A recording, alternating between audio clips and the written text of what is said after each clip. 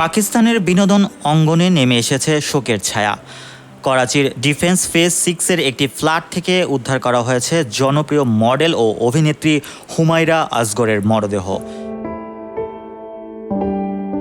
মঙ্গলবার বিকেলে ফ্ল্যাটটি থেকে দুর্গন্ধ ছড়ালে প্রতিবেশীরা পুলিশের কাছে খবর দেন। পরে পুলিশ দরজা ভেঙে অভিনেত্রীর মরদেহ উদ্ধার করা হয়। অভিনেত্রী হুমায়রার মরদেহ উদ্ধার করে ময়নাতদন্তে পাঠানো হয়েছিল। আর তারপরেই সেখানে উঠে এসেছে বেশ কিছু বিস্ফোরক তথ্য।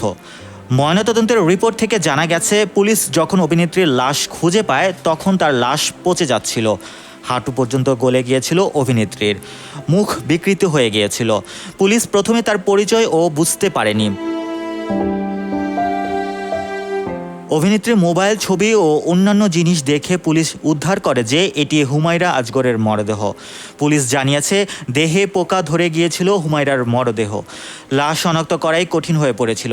পুলিশ লাশ শনাক্ত করার পরে ময়নাতদন্তে পাঠায়। তদন্তে আরও জানা যাচ্ছে, অভিনেত্রীর মৃত্যু হয়েছে 6 মাস আগেই। 2 সপ্তাহে নয়, 6 মাস ধরে ওই বন্ধ ফ্ল্যাটেই পড়েছিল অভিনেত্রীর দেহ। Mohammad Rasel, news 21 international desk.